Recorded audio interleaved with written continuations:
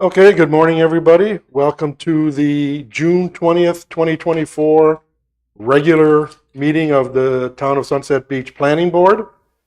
Call the meeting to order. We do have a quorum. The first item on any meeting is to check, does any member of the planning board have a conflict of interest? Pledge allegiance, sorry, jumping ahead. 1 month out of practice, and look what happens. Yeah, Sorry, stand for the Pledge allegiance. Thank you. So you did it right. Pledge allegiance to the flag of the United States of America and to the republic for which it stands, one nation, under God, indivisible, with liberty and justice for all. My apologies for that. Now we got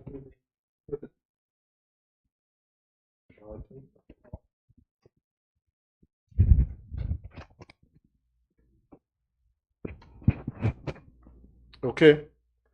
Does any member of the planning board have a conflict of interest or the appearance of a conflict of interest with regard to any item on the agenda? If so, please state at this time. Richard? No. Me, no. No. Thank you. There are none. We have an agenda for today.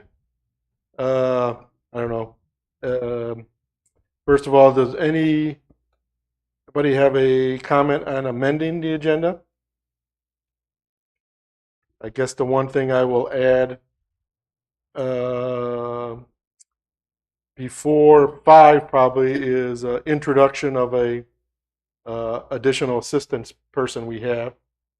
So after the consideration of minutes, I'll let Wes do his introduction so we all know and the public knows who our additional person is. So with that, any move to approve the agenda with that one modification? I so move. Second. All in favor? Aye. Agenda is approved as modified.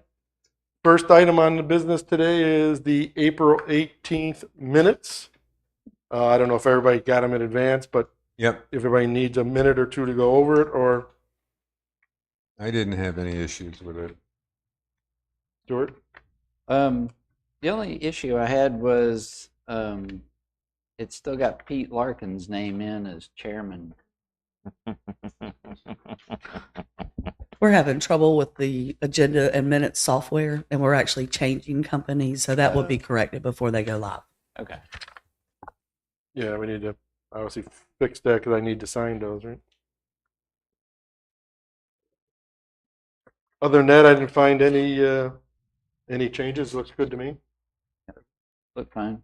Okay, need a motion to approve the minutes with the one modification being the signature name at the end. Yes.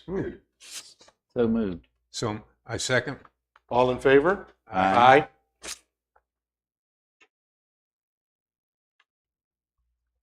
Second item is the agenda minutes from the meeting of May 16th, which I wasn't at, and Jerry conducted, and Jerry's not with us today, so I'll leave it to, first of all, you two guys, Richard and Stuart, any comments, or I did watch the YouTube, but any suggested changes to these minutes? Yeah, I had no problem with them. Again, the Peter Larkin Yeah. signature issue. Stuart, anything? No. Okay. Need a motion to approve as modified? I so move. Second. All in favor? Aye. Aye. Okay. I'd like to introduce Wes to introduce our new assistant person.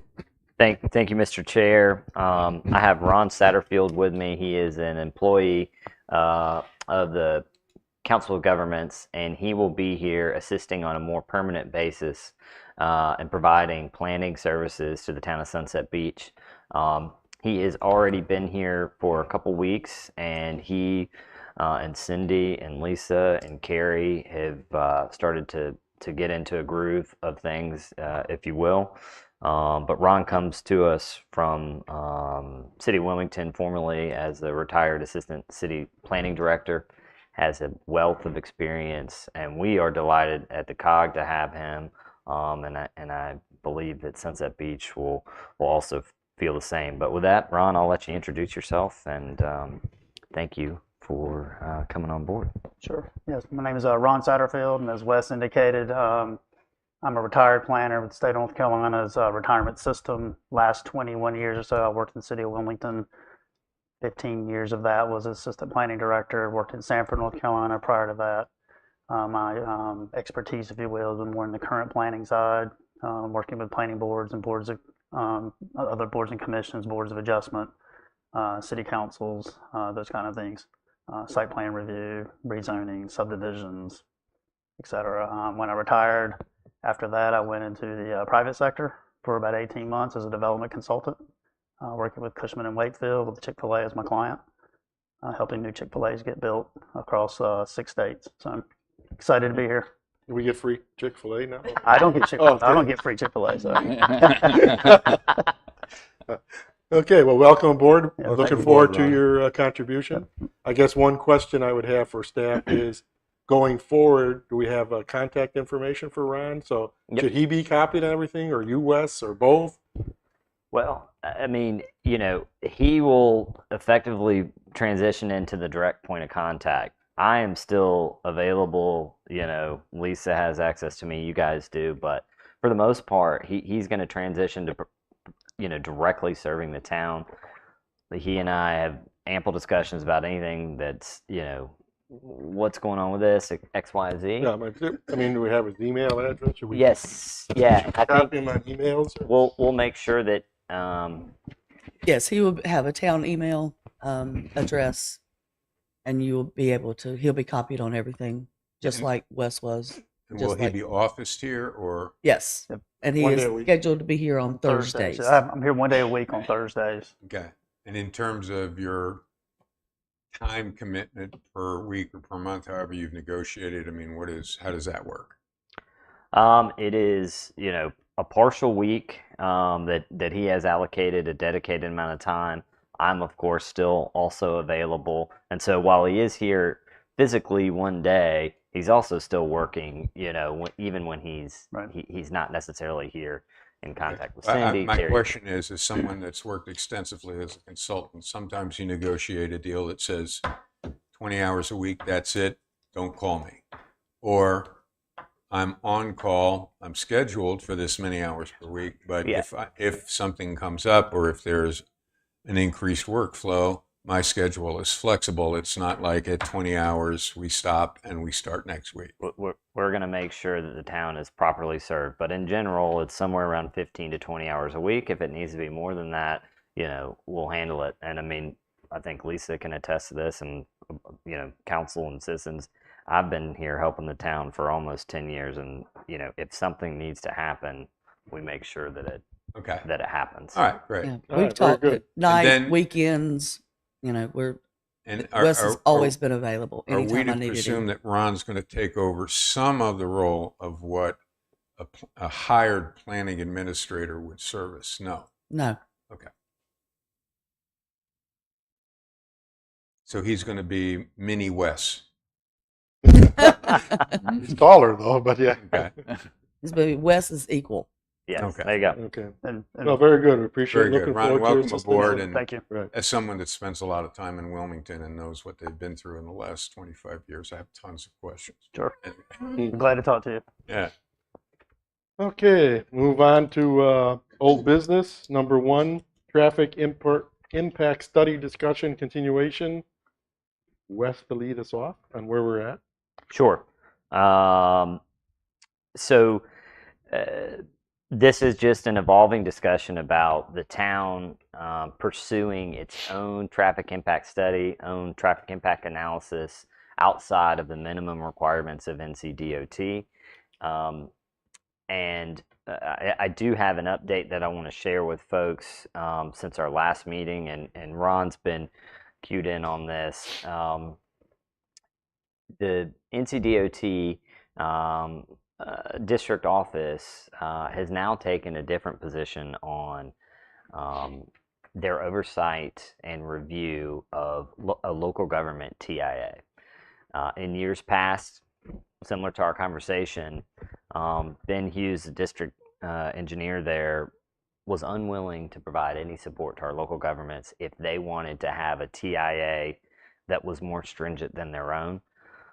They have since reversed that opinion. And so, from my perspective, that's a great benefit to our local governments. Certainly, our local governments must also be aware that, and in particular Sunset Beach, that they could reverse that opinion again in the future too. But for now, they are committed to providing oversight and support if Sunset Beach wants to have a traffic impact analysis requirement at a 1,500 unit count or whatever it may be. And Stuart, I know you have experience with this, and Ron certainly has a ton of experience with that as well. So I think that with that support, I think I'm certainly from a professional standpoint much more comfortable, with how the town would handle them. Secondly, Mr. Ben Hughes with NCDOT has agreed to come to your July meeting and provide a brief presentation about the process, how it would look for the local government to have their own TIA. Now, this is a planning board meeting or a town council? Planning board meeting. Yes, sir. Yeah, and he'll be here certainly to answer any questions that you may have.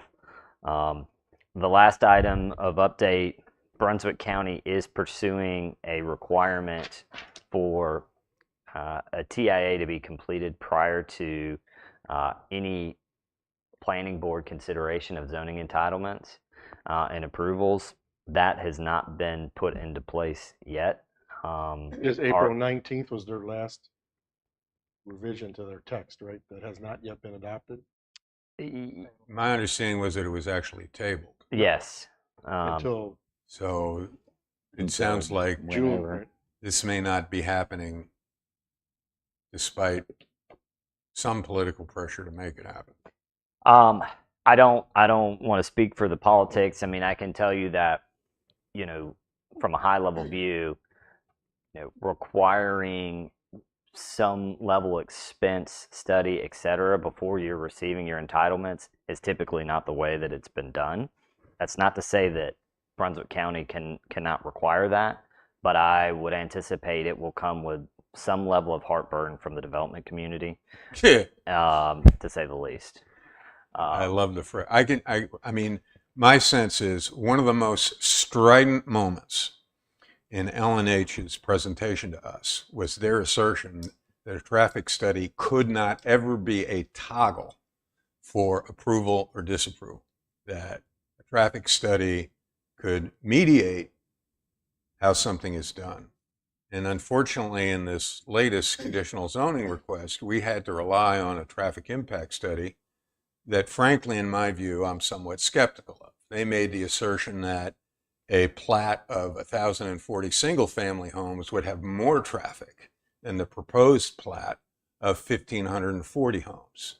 Now, I got 2 years of graduate level study in statistics, so I know quite often statistics defy common sense, but I'm highly skeptical, and in that situation, I would have been more comfortable with being able to say, hey, we need to do our own traffic impact study to confirm your assertion that this 1,540 new households, as opposed to the 1,504 new households, is not going to place a greater traffic burden than the 1,040, because that number is something that should be negotiated based on the traffic impact study, and we basically have to rely on their study.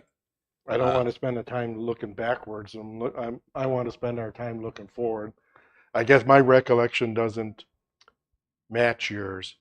I think there was a little sleight of hand, is that they gave us phased numbers, Right. and you had to total that to compare to the by right. And when you did that, you seen the 60% increase in traffic. If you looked at their three sets of numbers separately, it was a little, let's just say, inadvertent sleight of hand.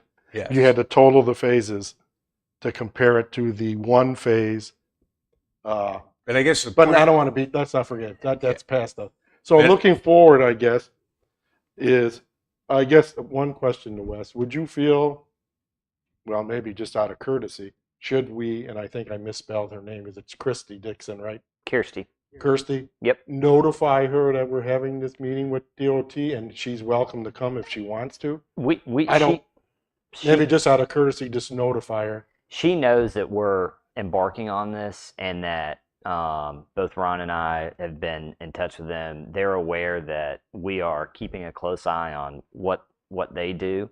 And so, I think they're welcome to show up, but, Right, I think maybe out of courtesy, we should, and if they we are, have a confirmed visit from Ben, maybe Yep. just out of common courtesy. This is what we're doing, here's the time of the meeting, you're welcome to, I mean, she's always kind of welcome to come. Sure, She's absolutely. public, but she can come in official capacity if she, Sure. or one of her staff. yeah, and If she'd like to comment or whatever. that's right. And, she's being directed by her board on, what they want to see happen, Right. and and her so- board is, The county commissioners. the commissioners, correct. okay. Yep. And so, I'm not sure. Ron will be here for that meeting. He has, and frankly, a lot more experience on these studies than I do, to be quite honest with you. And so he'll be great to provide some insight into this. And I don't know if there's anything that you also want to add to this discussion at this time. Not at this time. I mean, I'm not familiar. You mentioned the Angel Trace development. I have not seen the presentation and the numbers that they presented to you. But then my first thing that came to my mind is a single-family home, detached home, typically will generate, by the time they look at all Yeah. studies, will generate more traffic per unit than, say, a townhome or an apartment complex because of family size. Yeah. And so that's probably where Yeah. they were coming from if there No, was some it- any presentation like that. But that was just It first took thing I me a thought while of to as you figure said out the it. math too, but you had to add up the phases to compare it to the single phase of the, Right. and then you've seen, I believe it was a 59% increase in traffic. And, Yeah. and but- it was and- more and really traffic. the point is, in that situation, we should be able to say, thank you, developer, for your guidance. We would like to now hire an independent traffic study to either confirm or rebut what we're being told that, and this is such an important issue. The majority Right. of the But I public, think what happens is, the way I view it, and maybe Ben's going to be able to answer that, is when they get and I don't remember the exact name of that form, that they have to submit The scoping. the scoping Right. document, NC DOT doesn't just accept that as they review those figures and verify that they're accurate first. And I believe there's kind of a to and fro that goes on from listening to other meetings that goes on between NC DOT and the developer. They submit their scoping dot and NC DOT may say, we think it should be Yes. this or that. And then it's kind of finalized and then they start to study on the various roads, intersections, Yes. well, based on, the numbers are not In- considered gospel that comes from the developer and the developer's engineer. I'm obviously the so developer these numbers are mitigated somewhat by NCDOT. before they start the study. Okay. Yeah. Okay. And That's that, the way I and- understand it. and frankly, that's in my mind, the appropriate entity to do that. To Richard's comment, well, the town needs to hire their own one to verify X, Y, Z. That, in my mind, that is the precise issue with our local governments doing these things independently, I mean, because it becomes a political hot button issue, and you're debating the veracity of this report, where none of us are traffic engineers, and I that's where the I like to issue- avoid us ever having to do that. Yeah. As long as we can rely on NC DOT exactly. to do what they've been doing on a more wider scale. Yep. And I'm happy to tell Ben, I'm not looking to give them busy work. Right. Okay. I'm looking to give them substantial work that affects the town, our surrounding area, substantially. So that's where I hope to get. My plan at this moment, and I'll run this by you guys to see, is I was looking to basically draft some very preliminary language to replace our old one. sort of what we did on this other one. Have one other board member review it for me. So we got one or two people. One out of the two here can volunteer to review, and when we get that, to send it to you folks right there, the three of you over there, to share it with Ben and say, this is kind of our first step where we're at, subject to change or disposal, but you kind of lay out a path for us, because I'm kind of agreeing with in my mind, with the commissioner on the timing thing, is trying to pull some of that forward. And I'm not 100%. I'm sort of okay on the trigger at the 2,000. Mm-hmm. I don't think we need to go lower than I think we should mirror the county, Okay. or stay where we're at. But I'm a real concerned, and I have to further view on the level of service. What is the level of service after mitigation? To me, is critical, and I'm not sure how NC DOT addresses that. Do I allow a level of service D? I'm assuming they don't allow a level of service E after mitigation, but I'm kind of saying we should say level of service C for inside the town or close to the town of Sunset Beach. And that's something I need to hear from Mr. Ben. Hughes on how because right now, Seaside, in my mind, is D, or very close to it, just from observations when I'm driving. Mm-hmm. And obviously, the bridge is out. Right. So some of that is, but in my mind, I think our folks that move down here really expect C on their roads and intersections. Sometimes they expect A, but I think it's reasonable to expect level of service C to be what happens after mitigation. But so my plan, and I'll let you two guys, is to draft up some very preliminary language. One board member can volunteer to review that for me, with me, and then get you guys that draft to share with Ben before the meeting, just so we have sort of talking points or a plan. If he says, this is ridiculous, this will never fly, then we know to throw that out and go another. Or if he says, well, this is okay, but this is how it really works. Otherwise, again, I want to keep the ball rolling, even if it's rolling slowly, but keep it rolling. Gentlemen? Yeah, I mean, obviously the change in policy from NCDOT is welcome, and I look forward to hearing what they have to say. My concern is, and again, we're talking about experience here, is where does this occur? Because in my experience now, having been here for 2 years, is there's a certain point where the scale of a development is kind of accepted, and we're now just dealing with the pins and needles of the details, all right? This issue of the traffic mitigation needs to occur earlier, so we can have a starting point to discuss. 1,504 households is too many. You got to come back here before you give us a comprehensive plan that's going to be difficult to amend. We need to be able to say, this is too much. You need to come back here with fewer households or adjustments in the traffic plan earlier in the process rather than later. And that's my big concern. And it sounds like what we're moving towards is kind of accomplished. Well, that's why level of service and mitigation, it comes down to the mitigation, I guess, in my mind, because, and level of service, because everybody says, well, you might need just a de-acceleration lane or something. But how about if to hold level C on a road, they need another lane?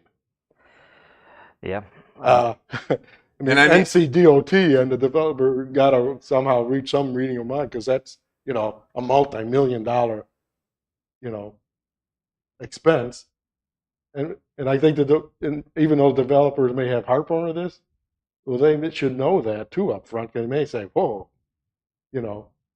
I can't afford to add another lane to this road for half a mile to the next intersection. So it might drastically change their project because of that. But that mitigation to get to the level of service we want should be known up front. So that's my thinking, at least. So I guess, who would like to be the number one reviewer of my first preliminary draft? I will happily Richard volunteer. so I will draft up, and again, this will probably not be the final thing for sure, but just basically a sort of a drafted framework. And I think that might help Ben a little bit know where we're our thinking is to Mhm. tell us that we're completely off track or we're sort of on track. I don't expect that he say that's going to be perfect, but if we go this way, NC DOT and again, I don't want to burn NC DOT with a lot of garbage work, but I want them to spend the time on the things that are really going to affect traffic. And Mr. Chair, if I may, I mean, I just, in my mind, I almost envision a very simple amendment that more or less has the trigger, has the count, and then the amendment says, if you are a project of this count, you follow the process Right. that any other, Yeah, I that expect a it to be, 3,000 count would. well, I'm and- thinking really kind of 3 or 4 paragraphs only. One, to get Okay. the scoping thing up front. Yep. I want the agreed upon scoping letter, Okay, because if someone comes here with a plan and we go, well, where's your TIA? Well, we didn't need one. We were at 290 trips a day and 2,950, or, you know what I mean? yep. They were just under the limit, the trigger. Well, I want to see your scoping form to see Mhm. that that's true. So I want that up front on everything. And then if I kind of have a framework in my mind, we'll Sure. see how it goes when I try to write it Yeah. down. But yeah, to me, I expect it to be like 3 sections, maybe 4 sections of that one that we didn't use. Okay. Not much longer than what they have at Brunswick County, actually, probably fit on one page in the UDO. Okay. Yeah. Uh, And Ron, when you share your draft, could you send the Brunswick County draft as well? I'm not sure I have access to it. You do, but I'll send it to you. Thanks. You can go to Brunswick County. They have the same website like we do, that you Okay. could pull up their minutes and stuff. But I'll certainly attach that. That'd be great. Ron may be able to. I don't want to volunteer Ron already for tasks, but Go ahead. Uh, Set the standard. Welcome Would you to be Sunset so- Beach, Set Ron. the standard. Would you be so kind as to email the current draft of the Brunswick County TIA to the members when Sure. you have a moment? I'll get the email addresses from Cindy. I don't have them yet. Stuart, anything else, or before we move on? Just want to make sure, I think I said this before, but my experience was all in the Triangle area.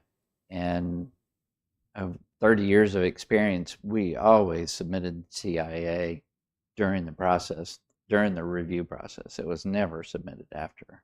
And so by the time the planning board voted on something, the TIA in some form, maybe it wasn't fully approved, Right.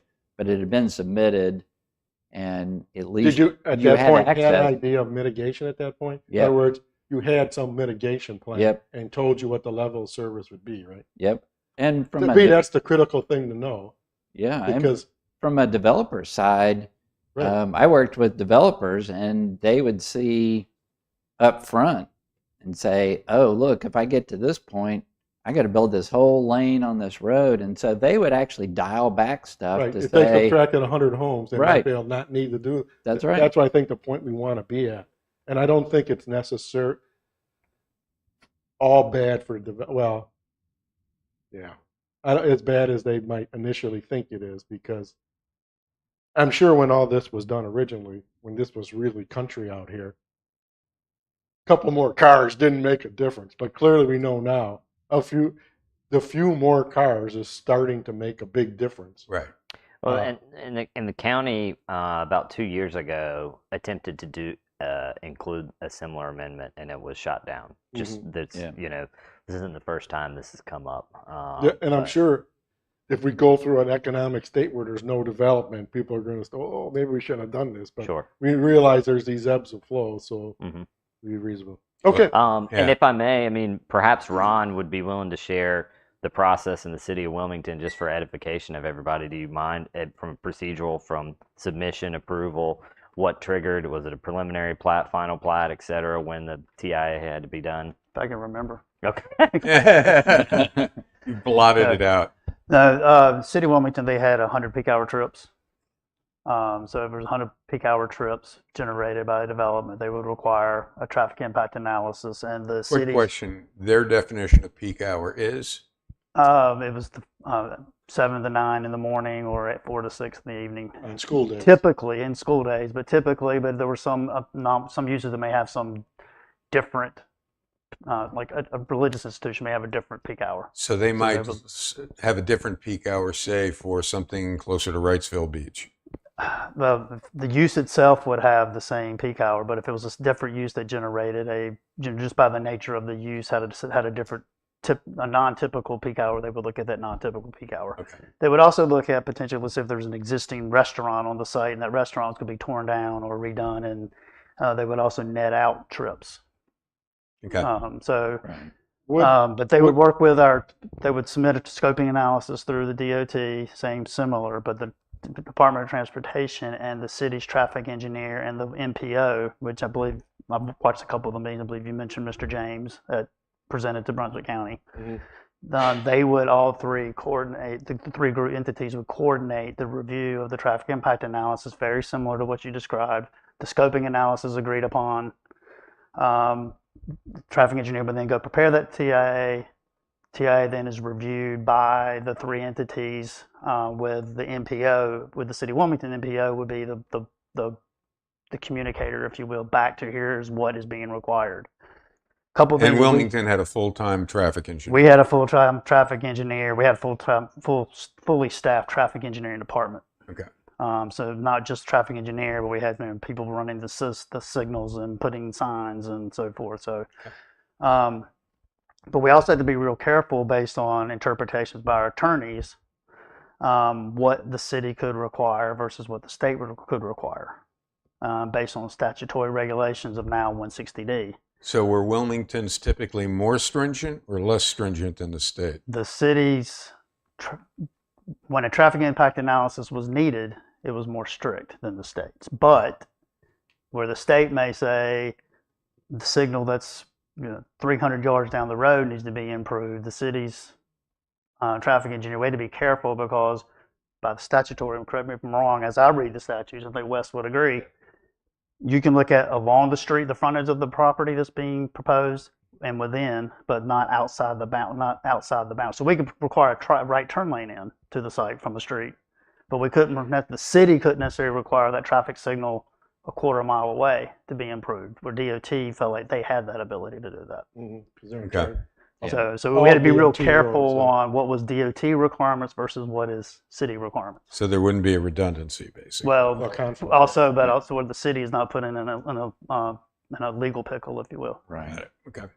Stuart's probably familiar with this, but a local government is not allowed to off-site improvement outside of the scope of property. And so, say that TIA comes back to your point and it needs a whole new lane. The TIA may say that, but we have no authority to require that. Unless that was a requirement of NCDOT. So DOT could require it, but we're powerless. But the trick that only is on only as NC? part of their required Is that TIA, not Only on NCDOT roads? basic. Yes, They don't look at municipal roads. right. What Right. about on a municipal road? That's Municipal road, the city traffic, in Wilmington, the traffic engineering So- department would take the lead. Again, they're all still working in conjunction with and reviewing because they had the ability to just bounce off ideas and bounce off thoughts with full gamut of traffic engineers, if you will, sitting around the table. What- But the One city, more question for Ron I want to ask before we move on. Don't want to use too much time here on this, but peak hours that does, because we're a seasonal town, normally I see it's normally on school days in the morning and the afternoon, but our peak traffic is like coming. It got to be next week sometime, right? June, July, Where August. we have the peak number of inhabitants in the town or in a development, is that incorporated into the trip generator? In other words, if you look at Sunset Beach's traffic in January on a school day, it's, even though it's higher than it used to be, because there's more permanent residents, but we don't have a lot of kids, so we don't have a lot of student traffic. But compared to our July 4th Saturday traffic, it's got to be 4 times the difference. I mean, is there anything in the way they'd look at any seasonality to it? well, I think that's something for DOT to answer. Okay, so that's a, Yeah, that's a that's a question DOT for answer. next time. Yeah. right, because like even when I looked at that previous L&H trip analysis, I'm sure they followed, I think they did say in there was peak hour at school, but that's not our peak traffic time. The peak hour for school day is the typical industry standard is Right, probably what but they're using. not in a Not here. tourist town. Yeah. So I don't know if right. that can be applied as a secondary thing or maybe applied. Yeah. I think that's a question So for we Ben. gotta talk. Okay. Yeah, I look forward to it. Okay. So that's the plan. We have Mr. Ben Hughes coming for the next meeting. We'll make a notice to the county so that they know what we're doing, if they're welcome to come or not. Leave that up to them. And I will just draft some very preliminary text, which Richard will review, and then I'll share with staff, that the staff can share with Ben, just so we have some overall knowledge of where we're trying to be to see if we're in the ballpark or not. Okay. The next item is more specific here. We have a UDO amendment article, section 3.34D, landscaping and buffers. Wes, can you give us the introduction to that? Yes, sir. Thanks, Mr. Chair. This is one of the more simple text amendments that we've had. Effectively, this would require some level of biodiversity for mitigated plant material, where there is a certain amount of plant material that has to be put back on site when trees are removed. Not more than 49% of the mitigated material can be accomplished by any single species, and that has simply just been added to the mitigation section of the tree preservation requirement. Secondly, one additional clarification has added just to make it abundantly clear that mitigated plant material has to be selected from the chosen species list and has to align with the size requirement in the ordinance, and there's a couple of tables there. With that, Mr. Chair, I'll turn it back over to you for any particular questions. I'm good with it, Richard. Yeah, and this makes a lot of sense to me. I know, Stuart, you've championed the pollinator garden concept. Is that something that can be included here, or are we? No, not really, because this is all about trees and Okay. the pollinator garden. We did add it to the open space one. We did. We didn't mandate it, but it said, I think it now says As an option. gardens and or pollinator gardens. So yeah. we did add it to the open space one we did. Good. It's mentioned, but it's just as a choice of a possibility, right? If I remember correctly. Well, it's interesting. I think the developers kind of grasp it as hey, here's Now they're something we can give that doesn't cost us anything, that gets us a lot of goodwill. Now it's in their presentation. Yeah. Like, So Well, it's a I'm good happy thing. to see it has become part of the language. Pollinators are stressed here near the ocean because of the salt, I think. But yeah, I can't get anything to pollinate my on wife the has a lot of island. them. The bees. Hmm. My wife has drawn quite a few. Oh, yeah? Bees with certain plants she's been doing in a bee barn. That's good. Okay, so any further discussion? None. Then I recommend we need a motion to move forward with action A, I so move. Second. and I'll read action A. The planning board hereby recommends approval of the proposed amendment to the Unified Development Ordinance and finds that it is neither one, consistent nor inconsistent with the town's comprehensive plan, the 2017 Town of Sunset Beach Land Use Plan, as there are no specific policies pertaining to biodiversity and planting material. All in favor of action A? Aye. Aye. Aye. No nays? The ayes have it. The action A carries 3-0.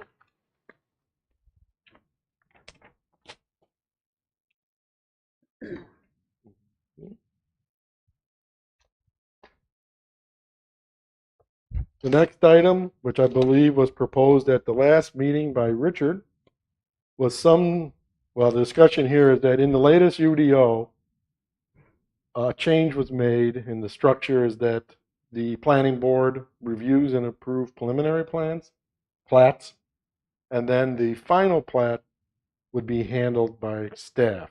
So that's, we discussed that, we voted on it, and that's the way it was. So I'll turn it over to Richard to see what what's your thoughts on this while you think further consideration is necessary? My first question was the decision to shift responsibility for the final plat to staff. Was that part of the UDO? Was that? Yes. Okay, so it is now officially a uniform development ordinance. So in order for us to modify this, we'd have to propose a new text amendment. Yes. Okay. That's the first question. Second question I have, given the decision that we're not going to hire a new planning administrator, and given some of the somewhat complex issues that are going to come forward shortly in terms of the conditional zoning request that was approved, does it make sense for the planning board to reassert its overview of final plat? And I made that in the hopes that we'd have something from staff in terms of their view of how this was going to be handled going forward. And thoughts in terms of, given some of the organizational restructuring that's happening, what is the best way forward? Does it still make sense for this to be a preliminary approval absent a final approval by the planning board, or do we really need to have additional oversight? I need to correct one of the statements that you just made. We have hired a planner for the town. So there will be a full-time planning administrator to replace Chad. There'll be a planner to review everything. Planning board, plat, plans, all of it. An independent Just like a contractor. full-time person would be. As an independent contractor. Yes. And I want to, if I may, Mr. Yeah, Chair, go ahead.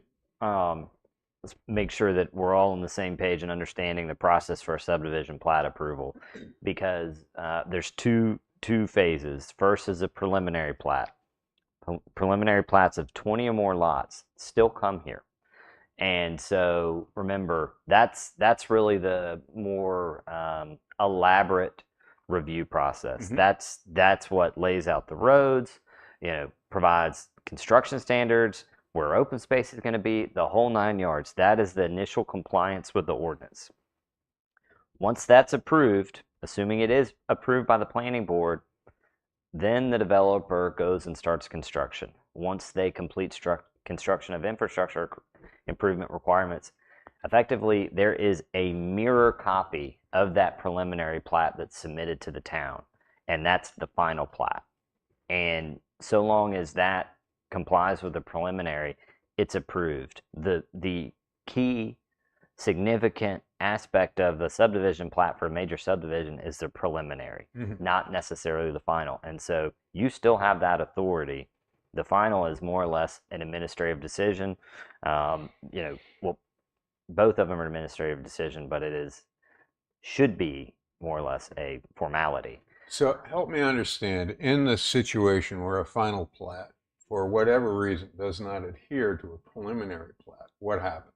They are required to resubmit a new major subdivision preliminary. So they have to come back. So yes, the process would be our independent contractor would make us aware that the final plat. I also will be involved in that. Okay. Yeah. And Ron. And technical review committee. Okay. And any other outside agencies that need to be involved. And that would essentially kick back, bad use of a term, that would essentially revert the process to a preliminary plat that would come before the planning board. If they diverted from their preliminary plat, yes, sir. Okay. Yep. I think having had that elucidated, I'm more comfortable with keeping this as is. I don't know what, Stuart, you have a lot more experience in this. Yeah, I think, the final plat is really more of a surveyor function than an engineer function. And so the final plat is really where he puts all the bearings and distances on the lot lines, and then it's reviewed by staff and they make sure that they've got all their construction things adhered to, and then it's approved.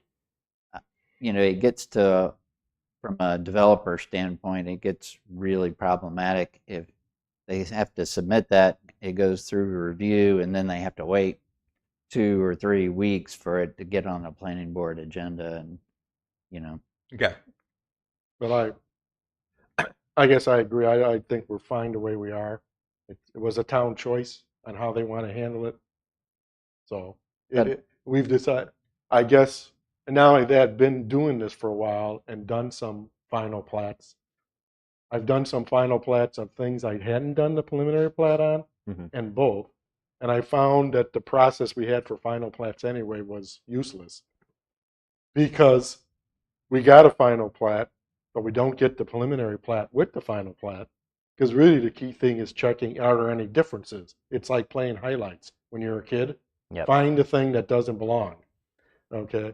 And I think we were poor at, so if we wanted to get back into it, I'd be looking at really specifying what the planning board got, which means the preliminary plat and the final plat, the minutes of the meeting of the preliminary plat, because when I got a final plat, things that I was involved in, I would pull my original notes, because sometimes we have say Todd standing here, and we have a little discussion, and they go, well, that's not required, but we'll do X. We'll change the radius of that driveway.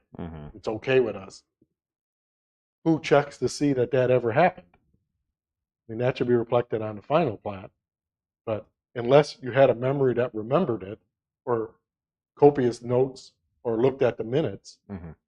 So I kind of felt our old procedure really wasn't that effective. We were just rubber stamping what the planning guy did and hoping that he checked everything to see if there was a discrepancy. Sure. Or didn't match, especially it's making sure that the preliminary plat includes any and all items or, items that are not correct with the terms of the ordinance.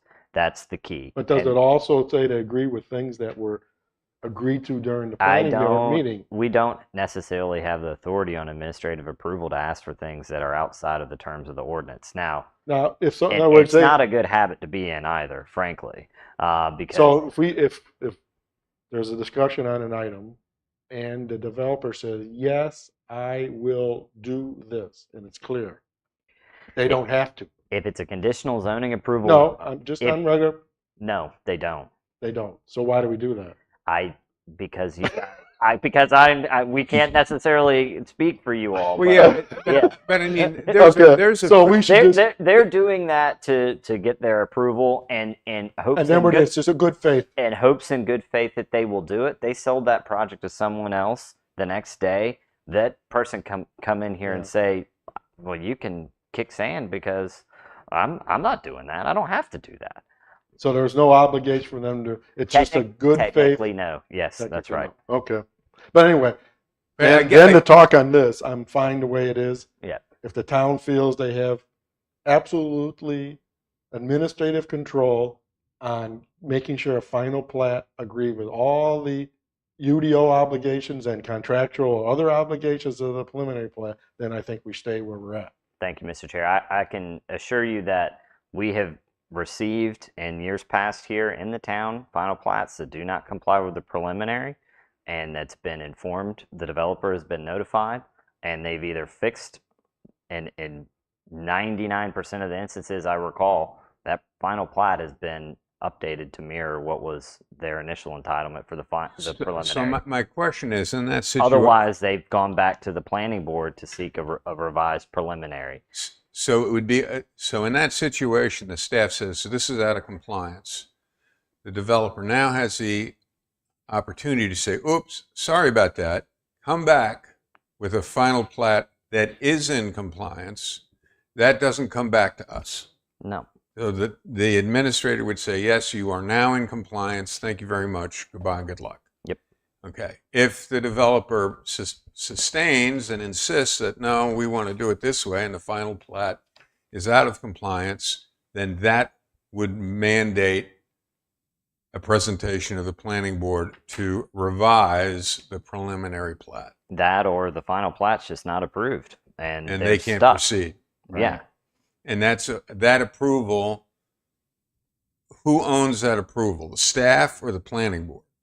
the final plat approval is under the purview of staff. So Prelim- the staff would be responsible for Denying it. denying it. Yep. And what level of oversight at that point does the council have or the planning board If have? that were to be denied and the developer or subdivider felt at odds with the denial, then they could appeal that decision to Superior Court. Oh, great. Okay. But so, and I didn't necessarily want to go there, but this is another reason, frankly, why it's not good to have final plat approval authority for our local government boards, because you guys are educated and understand this, but we have other boards that don't understand that Yeah. just because they don't like it, that they can't deny it. And so subdivision plats being appealed to Superior Court is fairly common because the board doesn't understand the laws and the rules. Okay. So this is Well, also a I'm just trying protective to mechanism. I'm just trying to make sure that I understand the chain of command in terms of all the possible deviations from what we would hope would be a preliminary plat, final plat match. I just want to understand the chain of command in terms of, so if staff says, oops, sorry, this is wrong, the developer would have the right, as I understand Well, he it, to can go to cure it Superior first. Court to contest it. So first he would cure it, and then and I'm sure probably infrequently, then at complete loggerheads, then they go to court. Correct. But at the point they're going to court, nothing's happening. That's right. The project is still frozen. They Right. cannot proceed. Yeah. Right. So So they if don't. they want to spend 2 they don't years do in court, right. So I They would don't think do they would that. try to cure the situation. Right. Okay. I guess I appreciate I'm that. somewhat disappointed that there's no way for us to, these little mini agreements during preliminary can't be enforced anyway. Not except through the conditional zoning approval Only process. if a conditional zoning becomes a condition and it's enforceable. Correct. Well, then that But any mini agreement during plat, I hate the not any oral consent by a developer is purely on them to continue. We hope that they are in Good people. agreement and they're willing to do it. Well, that raises another Okay. question for me. I mean, quite often in the informal communications that we have here with previous applicants, we've reminded them. We said, by the way, and they'll go, oh yeah, that's right, okay. With an independent contractor, are they going to have access to those informal discussions, if for no other reason to say, well, we can't require that you to do this, but in the meeting on this date, you agreed, and give the developer the opportunity to say, yep, you're right, we did, we'll do it. Sorry. You know, But an independent contractor that isn't in these meetings, are they going to have access to those communications? they are in the meeting, and I'm also an independent contractor too. And, True. and I have been here assisting the town for almost a decade and have had insight into just about everything that has occurred here from the development Okay. approval standpoint from that time. And the staff that has been here on a full-time basis, all through during that time, there's almost not a week that goes by that I don't speak with one of those full-time individuals. Okay. And so I guess it's a matter of yeah, how you do it. I mean, I guess Yeah. it'd be hard to expect someone to go back and watch the YouTube of the preliminary He- plat. he He is might if watched- he want to, but I would at least pull up the minutes of that sure, meeting 100%. because minutes sometimes, most of the time, capture those. So I leave it to you guys, I guess. I mean, so I'm fine with it. Yeah. Our independent contractor planner will be at every single planning board meeting and will be involved in every single thing Well, that comes but through this Lisa, town. If somebody comes in next month with a final, he's going to have to pull up. I expect to not only look at the 2 sets of plans. Hmm. I would hope he'd at least pull up the minutes from the preliminary meeting to see what the discussion was, and if there's a little ambiguity, the next step I would hope would happen is, unfortunately, go to the YouTube and watch it. But I can't force you people to do that. If I it's- have if- 100% confidence Right. that it's any Mr. Satterfield will do his job Right. that he's been doing for And 20, I'm 30 okay years with now. it. Yeah. And if Because it's I don't any- want that. If it's any consolation, my first day office duties here, Cindy, I spent 4 hours going through the archival minutes, trying to find planning board minutes on a particular subdivision to determine whether or not an easement that was shown on the plat that we were given was a condition of the planning Good. board approval or not. Okay. And Well, and again, this from isn't 1980s. to impugn anybody's competence. I'm just trying to make sure there aren't any leaks in the boat. And as I think through this, well, here's one potential, and it sounds like we're covered. Okay. So thanks for that Thanks. elucidation. So, no changes. Good luck to keep up the Yeah. good work, staff. Yeah, welcome. Okay. and any welcome, Ron. Any other administrative comments? I Uh, have just one, but I will say, you may allude to on Monday, the Logan project was approved. well, my comments are on conditional zoning in general, but And so the town is in receipt of that revised plan set, and we will be reviewing that to ensure that it is in compliance. Any further modifications will be July meeting. shared and handled at the July meeting, and they have also requested that annexation occur immediately, or that it be approved immediately with a future effective date of June 30th. So the town does now have certainty on that particular item, which was significant. Thank you. My comment on conditional zoning is my understanding the way it works. Once it's done, they'll come back with preliminary plats just like Riptide is doing. But to my knowledge, and even on a Riptide one, I've received nothing. And I don't think in other words, I don't have the ordinances, even though that's the old UDO book, which unfortunately I gave to Chad to get my new UDO book. Not, in hindsight, I believe that was stupid to do. But I did it, so that should be inserted as appendix in the old UDO. But I've never received anything.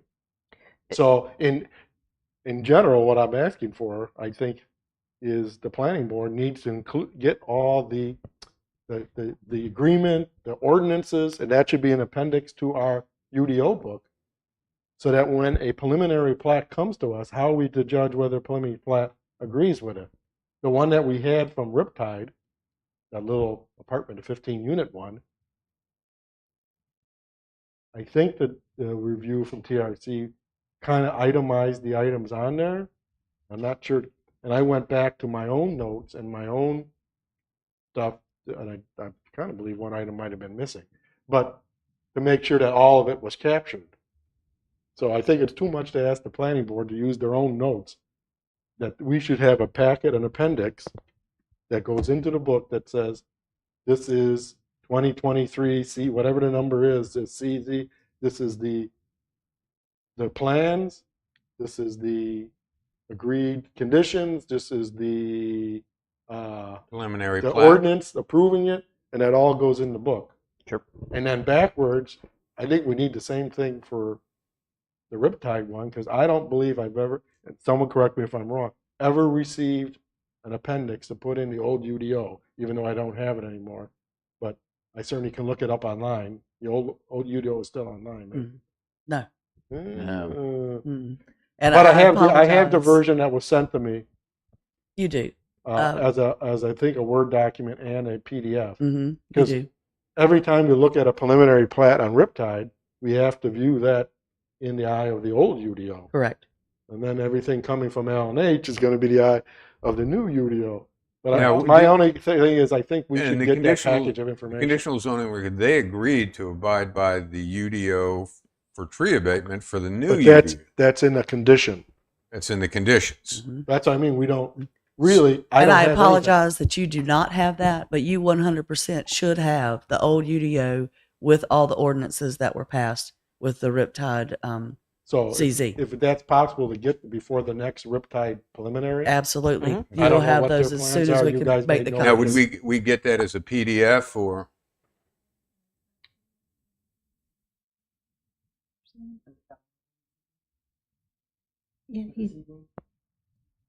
yeah, that's. So we Want need. it in hard copy? No.